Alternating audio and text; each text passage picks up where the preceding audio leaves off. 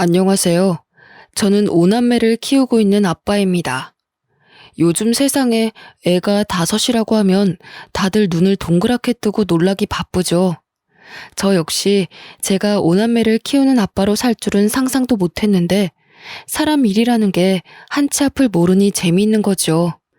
그간 많은 사연들을 접해봤었지만 아마 저처럼 허무맹랑하고 절망스러운 사연이 또 있을까 싶습니다. 아내는 제가 첫눈에 반했던 첫사랑이었어요. 보자마자 어찌나 웃는 모습이 아름답던지 아무 생각이 나지 않고 멍해졌습니다. 처음으로 누군가를 절실하게 원해봤고 그리워해봤던 순간이었죠. 저 사람이 아니면 정말 안 될 것 같다는 생각 때문에 저는 아내의 마음을 얻으려 많은 노력을 했었습니다.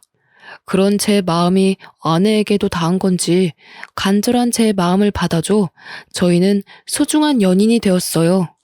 아내와의 연애는 그저 황홀했고 행복했습니다. 이상형의 첫사랑이던 아내와의 1분 1초는 말할 것도 없었죠. 그렇다고 또 저만 과하게 사랑한 건 또 아닙니다.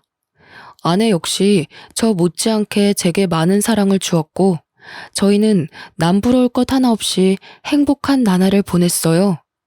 서로가 사회에서 성장해 나가는 모습들을 가장 가까이에서 지켜보며 응원을 해주며 사랑을 키워갔습니다.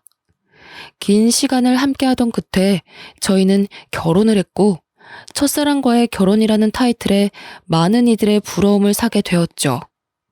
긴 연애 끝에 한 결혼이었음에도 결혼 후 달라진 건 없었습니다. 여전히 아내를 보면 설레는 마음이 있었고 이 사람이 내 아내라는 게 믿기지 않을 정도로 참 좋았죠. 이렇다 보니 저희 부부는 사이가 정말 좋았고 동네에서도 지인들 사이에서도 유명한 인고 부부였습니다. 결혼 후 바로 아이가 생겼고 그 바람에 아내는 퇴사를 결정한 후 집에서 살림과 육아를 맡아줬어요. 분명 답답하고 힘들 법도 한데 제 아내는 오히려 밖에서 온종일 일하는 저를 더 걱정해줬고 많이도 챙겨줬습니다. 그 어린아이를 키우며 버겁고 힘들 텐데 단 한 번도 저녁 밥상을 대충 차려준 적이 없었죠. 그뿐 아니라 아침에도 손수 따뜻한 밥상을 차려주는 아내였습니다. 엄마로서도 아내로서도 100점이던 사람이었죠. 이런 아내와 토끼 같은 자식을 두고 있으니 솔직히 세상 부러울 게 없었어요. 저를 살아가게 하는 원동력이 바로 제 가족들이었죠. 문제 아닌 문제는 사이가 너무 좋아서 그런지 연달아 쭉 아이를 낳게 되었고 결국 5남매의 부모가 되었다는 겁니다. 저희 부부 모두가 아이를 좋아하고 원했기에 3명 정도를 낳을 생각이긴 했어요. 그러나 이렇게 5남매를 키우게 될 줄은 상상도 못했습니다. 사이도 좋았던 부부가 5남매를 키운다고 하니 주변에서는 엄청난 이슈였고 또 저희 부부를 대단하게 여겨주시더라고요. 요즘 아이 1명 키우는 것도 벅찬 세상에 5을 어떻게 키우냐며 대단하다고 말이죠. 저희 부부가 5남매를 낳고도 걱정 없이 살 수 있었던 건 솔직히 제가 버는 돈으로 충분히 여유 있게 살 수 있었고 아내가 집에서 해주는 살림과 육아 덕분에 가능했습니다. 아내도 저도 각자 맡은 일에 최선을 다했기에 5남매를 키우는 건 솔직히 큰 문제로 다가오지 않았죠. 사실 아내에게 미안한 부분들도 많았습니다. 사업가로 승승장구하면서 가장으로서 역할을 다하느라 애들 곁에 늘 있어주는 아빠가 아니라서 가슴 한켠에는 늘 미안함이 있었죠. 그런 저를 보며 아내는 늘 말해줬습니다. 여보, 요즘 왜 자꾸 말끝마다 미안하다는 말을 하고 그래? 진심으로 미안해서 그렇지. 5남매 키우는 것도 벅찰 텐데 힘든 내색 한 번을 안 하고 군말 없이 살림에 육아에 다 해주니까. 여보, 그렇게 따지면 당신은? 당신도 쉴 수 있으면서도 안 쉬고 우리 5남매 안 굶기려고 휴무도 없이 일하잖아. 그냥 그렇게 생각해봐. 나도 여보도 각자 역할에 최선을 다하는 거라고 생각해봐봐. 비교하는 건 아니지만 다른 집 아내들 보면 독박 육아에 모내해서 힘들다고 하는데 당신은 어쩜 그런 게 없냐? 정말 고마워 여보. 에이, 솔직히 오남매 나까지 먹여 살리려고 노력하는 무거운 당신 어깨만큼 힘들까? 나야 뭐 애들 보고 집에서 살림하는 게 전부인데 뭐. 당신이야말로 늘 고마워. 아내는 정말 외모만큼이나 마음씨도 훌륭했습니다. 이런 아내가 있으니 제가 더 열심히 할 수밖에 없었죠. 그렇게 아내와도 결혼 18년 차가 되었고 이맘때쯤 사업이 더 바빠져서 아내와 소통을 자주 못했습니다. 밤낮 없이 밀려오는 일들을 해결하는 게 꽤 힘들었어요. 이전에는 아무리 바빠도 아내랑 연락할 시간은 있었고 저녁에 잠깐이라도 집에 가서 밥 먹으며 가족들과 시간을 보내고 다시 나와서 일을 했는데 이제는 그럴 수도 없었습니다. 전국을 돌아다니는 일이 자꾸만 생겼고 마음이 쓰였죠. 아무래도 아내에게 아이들 전부를 맡겨두고 제가 자꾸 밖으로 도는 기분이 들었거든요. 아내는 괜찮다며 일이 바쁜 건 좋은 거라고 해줬지만 점점 지쳐가는 아내의 얼굴이 보였습니다. 저 없이 오남매와 사는 게 당연히 힘들 걸 알지만 변해가는 아내의 모습은 왠지 낯설고 생소했어요. 여보, 나야. 연락이 너무 늦었지? 미안해. 밥은 먹은 거야? 애들은 자? 응, 먹었고 다 재웠어. 정말 힘들었겠다. 미안해. 요즘 왜 이렇게 출장 갈 일이 생기는지 모르겠네. 애들은 별일 없지? 내가 다 보고 있는데 별일 있을 게 뭐가 있어, 새삼스럽게. 뭘 그런 걸 물어보고 그래? 왜, 내가 애들 제대로 안 볼 것 같아? 아니야, 여보. 그런 뜻이 아니야. 당신 오늘 너무 힘들었구나. 끊을 테니까 얼른 쉬어. 내일 보자. 왜? 내가 예민한 것 같아? 할 말 있으면 똑바로 말을 해. 사람 짜증나게 하지 말고. 아니야, 여보. 그런 거 아니라 요즘 나 바빠지고 나서 당신이 너무 힘든 게 느껴져서 마음이 불편해. 그냥 힘들면 힘들다고 말해줘, 여보. 가정부나 시터를 고용하던가 뭔가 방법을 찾아보게. 내 살림은 내가 한다고 했지. 그리고 내 새끼들을 왜 남한테 맡겨? 내가 알아서 한다는데 왜 그러냐고, 왜? 그래, 알겠어, 여보.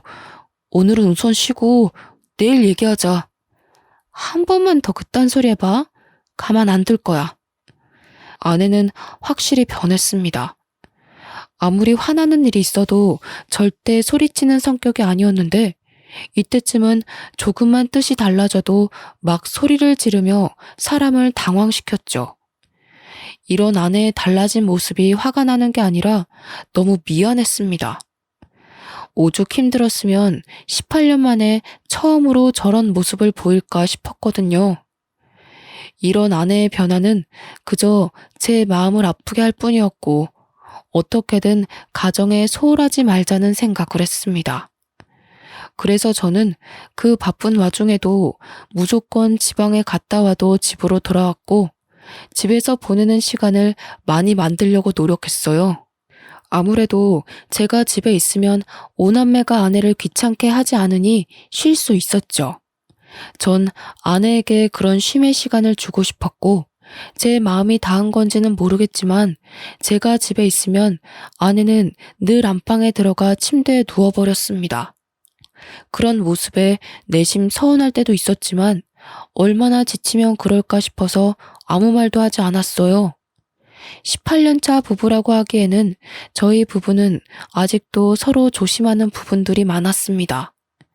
18년 차가 되면 어느 정도 서로 편해지기도 하고 각자 사생활을 존중해주는 부부들이 많지만 저희는 그렇지 않았죠.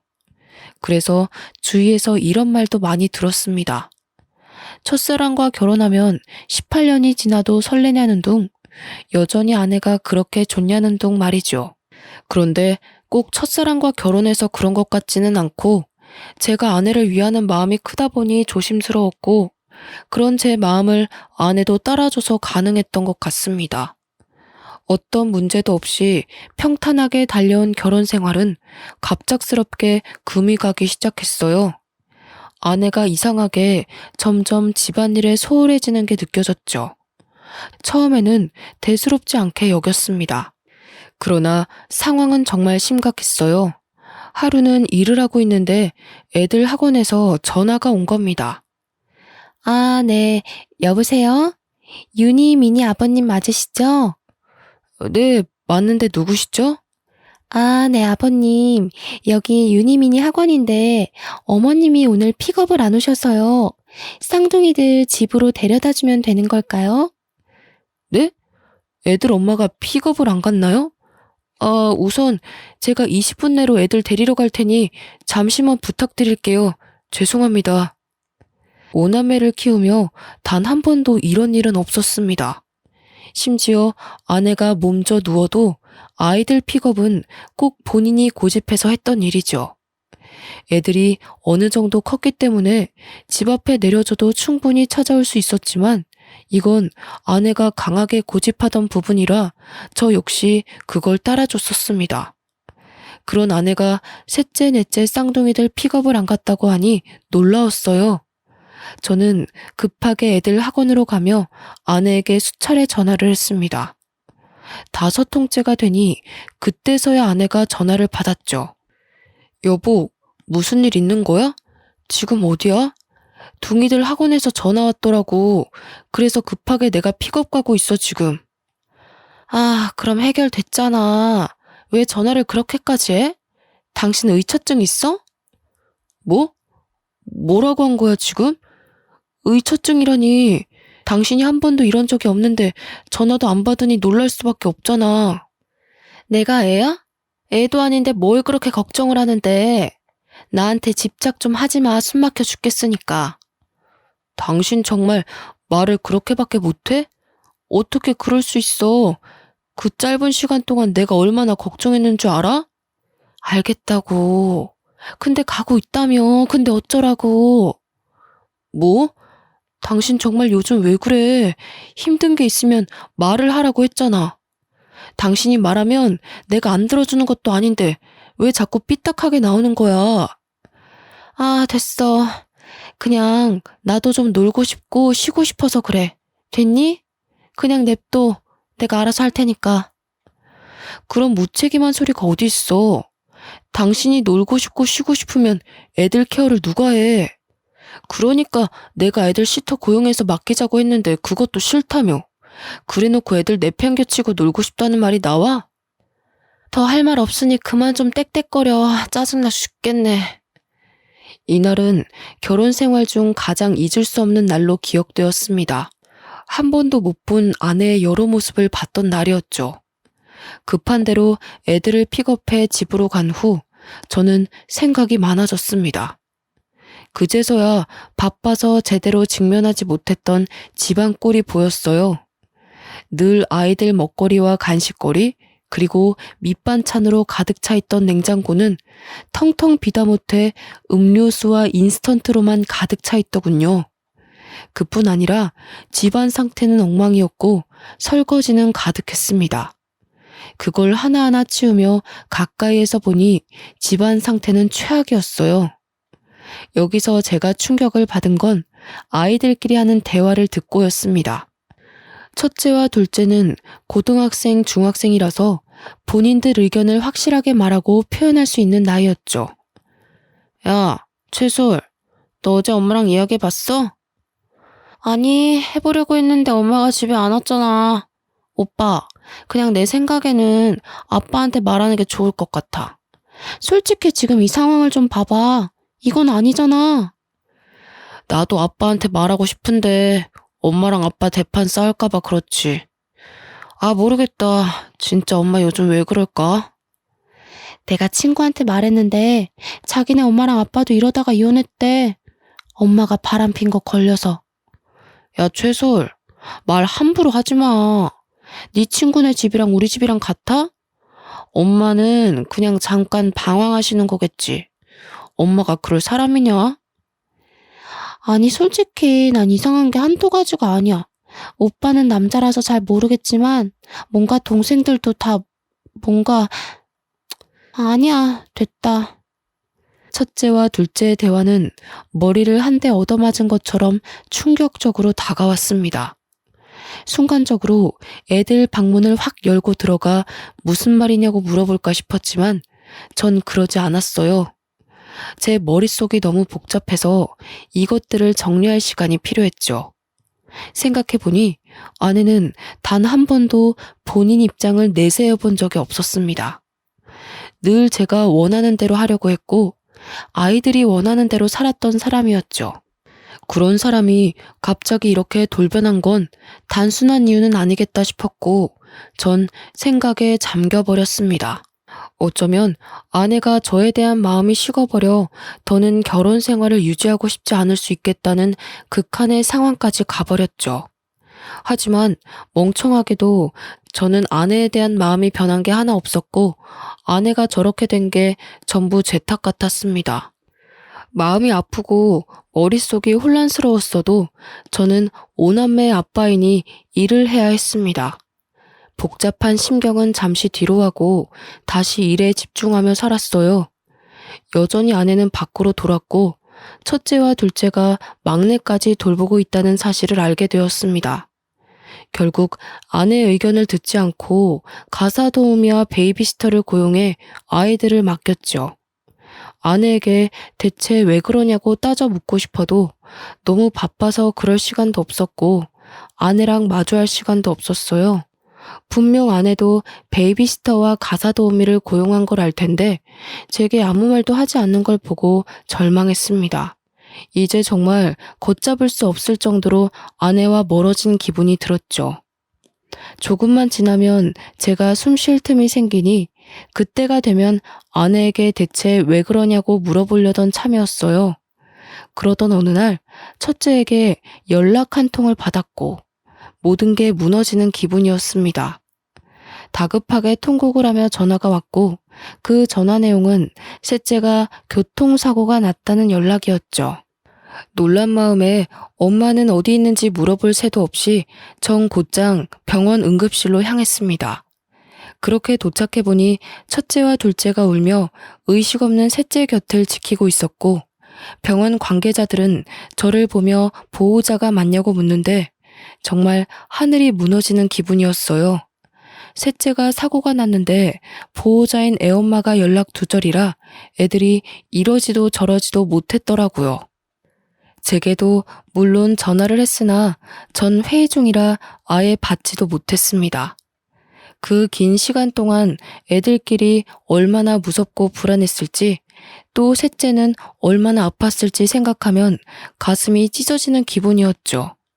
정신이 없었지만 차근차근 해결해 나가려 정신을 딱 붙잡았습니다. 그런데 또 충격적인 얘기를 들어야 했어요. 보호자분, 환자분과 보호자분 수혈 적합검사를 실시해보았는데 수혈 자체가 불가능하세요. 지금 환자분 혈액 수치가 너무 떨어져서 B형의 혈액을 구해서 응급수혈해야 되거든요. 여기 보호자가 수혈 동의서 작성해 주셔야 되세요. 네? 왜 수혈 검사가 안 되는 거죠? 아니, B형이요? 제가 윤이랑 혈액형이 같은데 무슨 말씀이세요? 윤이 A형 아닌가요? 네? 아니에요. 방금 검사실에서 연락받았는데 최윤님 B형이라고 확인받았습니다. 혹시 A형으로 알고 계셨어요? 일단 수치가 계속 떨어지니 서명 좀 바로 부탁드려요. 저는 정말 당황스러웠습니다. 우리 셋째가 B형이라니 저랑 아내는 모두 A형인데 어떻게 B형이 나올 수 있겠습니까? 그제서야 셋째가 저와 닮은 구석이 없는 게 눈에 보이더라고요. 그러나 아내는 닮은 구석이 있기도 했고 오남매가 각자 다르게 생겼으니 그럴 수 있겠지 생각하며 살았습니다. 외적으로는 닮은 게 없었지만 살다 보니 뭔가 저랑 비슷한 구석들이 보였거든요. 아니, 더 정확하게는 애초에 친자가 아닐 거라는 의심을 해본 적이 없었죠. 셋째와 저의 유전자 검사를 진행하는 과정에서 혹시나 하는 마음에 오남매 전부 친자 검사를 실시했습니다. 사실 두려웠어요. 이미 셋째는 제 친자가 아닌 걸 알게 되었고, 셋째가 쌍둥이니까 넷째도 친자가 아니라는 소리였죠. 그런데 혹시라도 오남매 중 한 명도 내 핏줄이 없다면 이 상황을 어떻게 헤쳐나가야 할지 모르겠더라고요. 그리고 대체 아내가 왜 이런 짓을 한 건지 납득할 수 없었습니다. 떨리고 두려운 마음으로 오남매의 친자 검사를 모두 했고 믿고 싶지 않은 결과를 확인하고 손이 떨리기 시작했습니다. 어떻게 5아이 모두가 친자가 아니라는 결과가 나올 수 있을까요? 저는 아직도 믿기지 않습니다. 결과가 확실하냐고 몇 번이나 되물었죠. 참 믿기지 않았던 게 저희 부부는 사이도 좋았고 자연 임신을 수도 없이 시도를 했습니다. 그렇기에 오남매를 무리 없이 낳아서 키울 수 있던 건데 친자가 아니라뇨. 여태 자연 임신을 시도했던 건 대체 뭔가 싶었고 저는 혼란 속에 비뇨기과로 향했습니다. 말을 꺼내기도 어이가 없고 수치스러웠지만 정확히 알아야 했어요. 그러자 의사는 제게 놀라운 말을 해줬죠. 최준호 씨, 혹시 모르셨던 건가요? 네? 제가 뭐를 몰라요? 그냥 말씀해 주세요. 아니, 최준호 씨 무정자증이신데 5남매를 키우신다고요? 그럴 수가 없거든요. 네? 제가 무정자증이라고요? 그럼 자연임신을 수차례 시도했어도 애초에 불가능이었다는 거죠? 그렇죠. 무정자증이셔서 애초에 아이를 갖는 건 무리신데. 아무래도 아이들 친자 검사를 해보는 게 좋으시겠네요. 말을 하면서도 제 마음이 무겁네요. 놀랍게도 저는 아이를 가질 수 없는 무정자증이었습니다. 애초에 자연임신을 그렇게 시도했어도 불가능했던 거였죠. 의사의 말을 듣고 나니 모든 퍼즐들이 하나씩 맞춰지기 시작했습니다. 동시에 아내에 대한 증오스러운 마음이 점점 커지기 시작했고 왜 제게 이런 일까지 벌였는지 이유가 알고 싶었어요. 아내를 만나러 가기 전 생각을 정리할 시간이 필요했습니다. 그래서 부부 상담사로 일하고 있는 친한 지인을 찾아가서 그간 있던 일들을 모두 실토했죠. 나 무정자증이래. 그리고 우리 5남매 전부 내 친자가 아니라더라. 이번에 셋째 교통사고 나서 수혈을 해야 했거든. 그래서 내 피 주려고 병원에 말했더니 친아빠가 맞냐고 하더라. 혈액형이 다르다고. 참, 뭐야? 너 이거 사실이야? 친자 검사를 해본 거야? 5명 전부 해봤더니 5남매 전부 내 친자가 아니래. 나는 지금 이것도 충격이지만 대체 그 사람이 왜 나한테 그랬는지 너무 알고 싶어. 나는 몰랐어도 본인은 알았을 거 아니야. 그런데 어떻게 18년을 감쪽같이 속이고 살았을까? 이건 보통 일이 아닌데? 너 괜찮냐? 하도 어이가 없고 충격적이라서 눈물도 안 나온다. 그냥 집사람이랑 대면을 해야 하는데 그 입에서 무슨 말이 나올까 무서워. 나랑 결혼 생활을 하는 내내 외도를 했다는 거잖아. 맞지? 준호야, 내 말 잘 들어. 우선 너 정신 똑바로 차려야 해. 알겠지? 집사람 분명히 불륜이니까 증거 똑바로 잡아야 해. 열받고 감정이 격해지겠지만 결국 이성 찾고 증거를 찾는 게 준호 네가 이길 수 있는 방법이고 복수할 수 있는 방법이야. 어떻게 증거를 찾아야 할지도 모르겠어. 그냥 머릿속이 백지처럼 새하얘. 내가 아는 탐정이 있거든? 내 지인인데 정말 합법적으로 증거 잘 찾아주니까 그쪽 도움 받아봐. 내가 말해둘게. 알겠지? 혼란스러워 아무 생각도 할 수 없었던 저였지만 지인의 도움으로 조금씩 자리를 잡아가게 되었습니다. 아내에게 왜 그랬냐고 당장이라도 따져묻고 싶었지만 지인과 대화를 해보니 증거를 찾는 게 우선이라는 생각이 들었죠. 그래서 열받고 분하지만 증거를 찾을 때까지는 입을 다물고 있기로 했어요. 솔직히 많은 생각이 들었습니다. 5남매 모두 아빠가 다른 건지 아니면 다 같은 아빠인 건지 이것조차 알 수 없는 상황이니 미치고 팔짝 뛸 노릇이었죠. 그렇게 하루하루를 애타며 그 결과를 기다렸고 드디어 아내의 화려한 비밀을 알게 되었습니다. 아마 제 사연을 읽는 분들도 많이 놀라실 텐데 차분히 말해볼게요. 아내에게 상간남은 총 4명이었습니다. 여기서 멈추지 않았던 충격은 이 4명의 상간남들이 전부 저희 집 맞은편 아파트에 살고 있었죠. 결국 애 5을 키우는 애엄마가 한 동네에서 5살림을 하고 있었다는 말인데 전 정말 쓰러질 뻔했습니다. 얼마나 간이 크면 어떻게 이런 짓까지 할 수 있었을까요? 더군다나 애들과 같이 사는 이 동네에서 그러고 싶었을까요? 증거를 찾아다 주신 탐정이 제게 이런 말을 했습니다. 제가 탐정일 10여 년 동안 하면서 이렇게 미친 여자는 처음 봅니다. 애엄마가 집 앞에서 5살림을 차린 건 진짜 처음 봐서 제가 며칠 내내 주의 깊게 본 거였거든요. 제가 착각했을까 봐요. 정말 5살림 맞나요? 증거를 받긴 했는데 아니 상식적으로 믿기지가 않아서요. 별꼴 다 보는 저도 황당한데 얼마나 놀라셨겠어요. 다른 거 다 필요 없고 얼른 이 증거로 상간남 소송 싹 다 해버리고 이혼하세요. 저 여자는 고쳤을 것도 없어 보입니다. 본인의 일이 저렇게 불륜 저지르는 사람들 증거를 찾아주는 일이지만 이런 수준은 처음 봤다며 많이 놀라더군요. 그 놀라는 모습을 보고 있자니 제가 더 마음이 불편했습니다. 탐정이 힘들게 찾아준 4명의 상간남 머리카락을 저희 자식들과 친자 검사를 실시했습니다. 어이가 없어서 말이 나오지도 않았어요. 이 상간남들이 전부 우리 5남매 친부들인데 하나같이 모두 화려하더군요. 첫째 아들의 친부는 우리 집 앞집에 살고 있던 노총각이었죠. 앞집에 사는 사람이라 한두 번 마주친 게 아니라 더 소름 끼쳤습니다.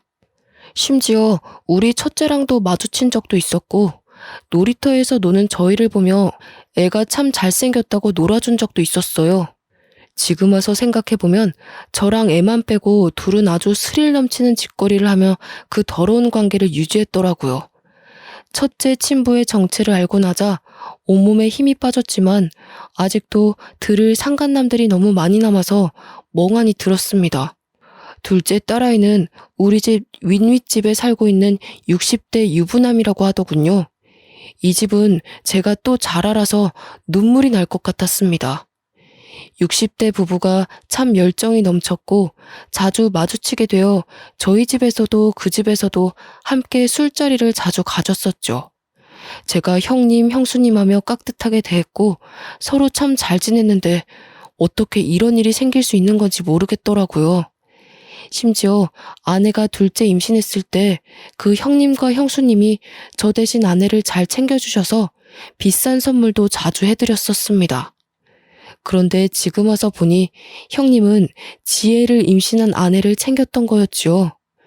저와 형수님을 제대로 기만한 거였습니다. 세상에 믿을 사람 하나도 없다지만 어떻게 이런 일이 있을 수 있을까요? 저는 둘째 친부의 정체를 듣고 참았던 눈물이 쏟아졌고 멘탈이 무너졌습니다. 더는 버틸 수 없었고 듣고 싶지도 않았죠. 그러나 너무 야속하게도 들어야 했고 알아야 했습니다. 셋째, 넷째, 우리 쌍둥이들 친부는 맞은편 아파트에 살고 있는 20대 건장한 청년인데 아마 눈마저 어떻게 불륜을 저지르다 애가 생긴 것 같았습니다. 그러다 관계가 유지가 되었던 것 같았죠. 이쯤 되니 아내의 능력에 무한한 박수라도 쳐주고 싶더군요. 마지막 우리 막내 친부는 아파트 헬스장에서 만난 30대의 몸 좋은 트레이너였는데 이건 제가 이어준 사이 같아서 절망했네요. 아내가 체력적으로 많이 힘들어하고 애들 보느라 답답해하는 게 마음이 불편해서 아파트 상가에 있는 헬스장이라도 가라고 돈까지 쥐어줬거든요. 가기 싫다는 아내에게 꼭 가서 운동하라며 다그쳤죠. 아내가 우울증이 올까봐 어디라도 나가서 조금 움직였으면 하는 마음이었는데 거기서 트레이너랑 눈이 맞아 막내가 태어날 줄은 몰랐죠. 노총각의 60대 유부남의 20대 청년의 30대 트레이너까지. 한 동네에서 이렇게 바람을 피는 것도 아주 대단하다 싶었습니다. 능력이 아주 좋은 거겠죠? 저는 자리를 깔아줘도 못할 것 같았거든요. 눈이 확 뒤집혔고 충격을 너무 많이 받아서 말도 제대로 못하고 있었는데 아내가 집으로 왔습니다. 한동안 외박도 말없이 하고 집안일은 아예 손을 떼버렸고 애들도 제대로 보지 않았죠. 아내가 오면 다툴 게 뻔했고 이 놀라운 사실을 애들이 듣기는 원치 않았습니다. 혹시 몰라 이웃집에 나눠서 애들을 맡겨뒀고 불 꺼진 집에 조용히 앉아있으니 아내가 놀라서 먼저 말을 하더군요. 아, 깜짝아. 뭐야, 집에 있으면서 인기척도 안 내고 불은 왜 다 끄고 있어? 애들은? 이게 뭐냐? 당신 눈으로 직접 봐봐. 아주 재밌던데? 뭐야?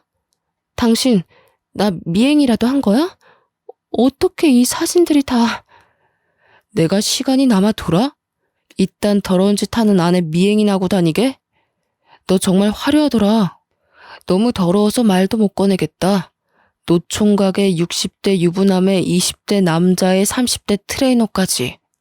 당신 대단하더라. 여보, 그게 내가 다 설명할 테니까 기회를 줘. 응? 무슨 설명이 필요해. 애 5을 낳은 엄마가 한 동네에서 5살림을 하고 있었는데. 안 그래? 나 하나만 좀 물어보자. 나한테 대체 왜 그런 거냐? 내가 당신을 좋아해주니까 만만했어? 난 좀 머저리 같으니까 남편으로 두고 당신은 욕구 풀고 다닌 거야? 여보, 정말 그런 거 아니야. 웃기지 마. 뭐가 아닌데 대체. 애가 5인데 내 친자식이 한 명도 없다는 걸 어떻게 받아들일까? 어? 너는 내가 가만 안 둘 거야. 날 기만한 죄도 있지만 5남매들 인생도 꼬이게 한 죄값 내가 받게 해줄 거라고. 애들이 당신 실체를 알아봐. 얼마나 충격 먹겠냐? 어? 나도 애들이 누구 애인지 몰랐다고. 한두 명이어야 나도 계산하지. 한 명도 당신 친자가 없는 건 나도 몰랐다고. 아, 물론 섞인 건 알았지만 진짜 몰랐다고 나도. 미친 소리 하고 있네. 당신이 사람이냐? 짐승이지. 입이라도 다물고 있어. 추하다 당신. 아내와 대화를 했지만 역시 말 같지도 않은 소리를 하며 저를 더 열받게 했습니다. 애들 아빠가 섞인 건 알았지만 누가 누구 아이인 줄 몰랐다는 말을 듣고 충격을 받을 수밖에 없었죠. 거기다가 친자가 하나도 없을 줄 몰랐다는 말에 전 기함을 토했습니다. 더는 아내를 상대하고 싶지도 않았고 저는 정신을 바짝 차리고 아내에게 복수를 했어요. 저렇게 개념 없는 아내에게도 약점이란 게 있었습니다. 바로 교수인 장인과 교감인 장모였죠. 워낙에 엄격하신 분들이라 이 사실을 알면 제가 뭘 하지 않아도 난리가 날 걸 알고 있었고 그걸 노렸어요. 장인 장모님께 드릴 말씀이 있어서요. 거두절미하고 이 사진들 좀 보세요. 자네 지금 이게 뭐 하는 겐가? 갑자기 찾아와서 무슨 이런 흉측한 사진들을. 이거 지금 우리 아영이가 맞나? 어? 바른 대로 말해보게. 네, 맞습니다. 저희 동네에서 5살림을 하고 있었더라고요. 우리 첫째 아빠는 앞집 총각이고 둘째 아빠는 윗윗집 60대 유부남입니다. 그리고 둥이들 아빠는 맞은편 아파트 20대 남자고 막내는 아파트 헬스장 30대 트레이너예요. 한마디로 제 자식은 하나도 없다는 말입니다. 뭐야? 이게 사실인가 자네? 네, 사실이죠. 곧 그 사람도 올 겁니다. 제가 미리 선수 쳐서 온 거예요. 제가 이걸 보여주니 미안하다고 비는 것도 아니라 뭐라는 줄 아세요? 애들이 섞여 있는 줄은 알았지만 누가 누구애인지는 몰랐다고 하던데요. 심지어 제 친자식이 아예 없을 줄은 몰랐다고 변명까지 했습니다. 이런 망할 것 같으니라고. 당신 뭐해? 당장 전화해서 집으로 튀어오라고 해. 안 그래도 전화 중이에요. 모든 얘기를 듣고 증거들을 본 장인 장모는 난리도 아니셨죠. 교육자 집안에 이런 오점은 있을 수 없다며 아내를 호적에서 파내고 쫓아냈습니다. 아내가 와서 빌고 또 빌었지만 어느 정도 수준이 돼야 용서도 해주는 것이라며 이 정도 수준은 용서조차 구하는 것이 잘못이라고 하셨죠. 역시 제가 본 장인 장모님답게 팔이 안으로 굽지 않고 현명하게 대처를 해주셨어요. 장인 장모의 돈이 없으면 갯불도 없는 아내이기에 아내는 빌고 또 빌어야 했습니다. 그럼에도 불구하고 장인 장모는 아예 아내를 쳐내버렸고 저 역시 법적 대응을 시작했죠. 이 시간이 제게 너무 힘든 시간이었는데 장인 장모가 수없이 찾아와 사죄했습니다. 아내를 잘못 키웠다며 너무 미안하다고, 사위 인생 박살내서 면목이 없다며 참 마음이 아플 정도로 우셨습니다. 아내가 정신을 못 차리니 두 분이 부모인 죄로 대신해서 사죄를 하고 싶다고 하셨죠. 사실 두 분 잘못이 뭐가 있겠습니까? 저 역시 두 분께는 악감정은 없었기에 그만하셔도 괜찮다고 늘 말을 했습니다. 아내와 법적으로 다투던 것들이 이혼뿐 아니라 많고 다양한 상간남 소송을 전부 하고 있었고 양육권 문제도 있었죠. 사실 제 친자는 하나도 없는 우리 오남매는 아내가 키우는 게 맞긴 합니다. 그러나 저런 능력도 없는 아내에게 오남매를 보내고 싶지 않았어요. 애들 미래가 어떻게 될지 뻔히 보였습니다. 거기다 아무렴 키운 정이 있고 내 새끼들로 여태 키웠는데 친자가 아니라고 해도 도저히 오남매를 버릴 수는 없었습니다. 그래서 제가 오남매를 키우기로 했고 법정에서도 경제적 능력이 있는 제 손을 들어줬습니다.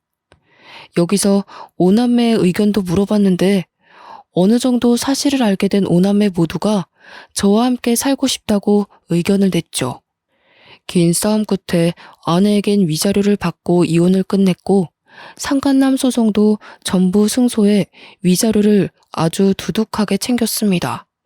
우픈 얘기지만 상간남이 많으니 위자료만 해도 억소리가 나더군요. 거기다 아내는 제게 오남매의 양육비를 매달 줘야 했기에 막막할 겁니다.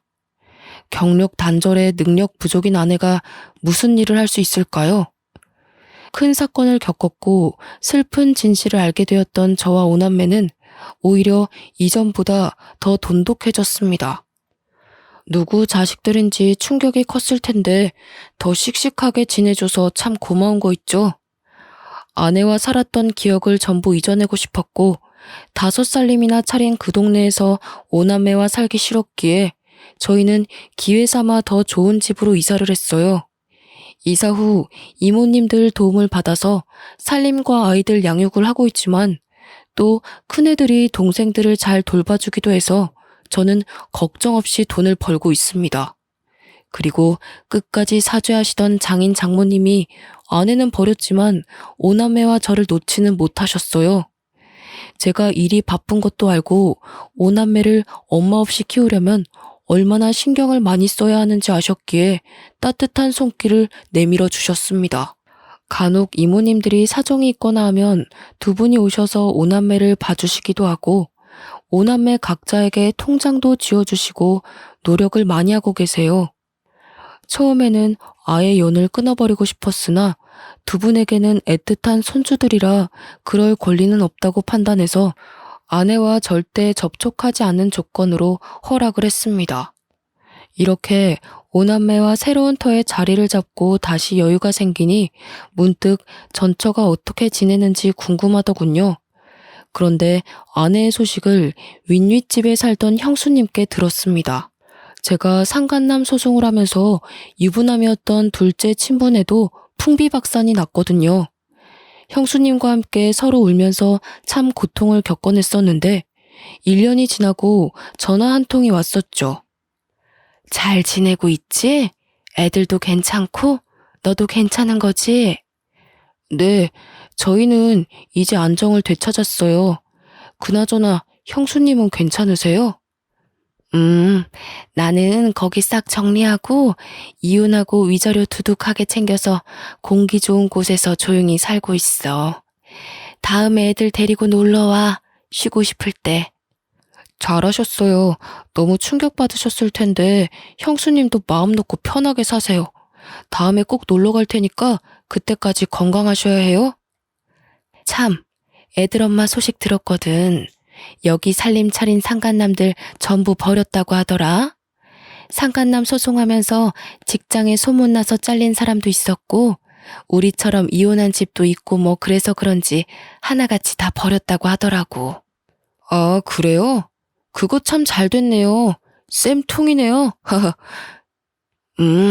더 쌤통은 친정에서도 버림받았잖아. 그래서 지금 오갈 곳도 없고 돈도 없어서 숙식 제공해주는 식당에서 설거지하고 뭐 그런가 봐. 5살림하며 화려하게 살던 게 아주 꼴 좋더라. 우연히 들은 전처의 소식은 한편으로는 불쌍하면서도 쌤통이었습니다. 그러게 조용히 잘 살지 왜 그렇게 무모한 짓을 해서 팔자에도 없는 고생을 하며 살까 싶었죠. 저는 지금도 앞으로도 오남매만을 위해 살 겁니다. 주변에서는 그렇게까지 왜 책임을 지냐고 하지만 누가 뭐라고 해도 제 자식들이거든요. 제 사연을 끝까지 봐주신 분들도 왜 친자가 아닌데 키우냐는 말보다는 오남매와 제 앞날을 응원해 주시길 바랄게요. 긴 사연 들어주셔 감사드리고 돌다리도 두들겨 보고 건너자고요 우리.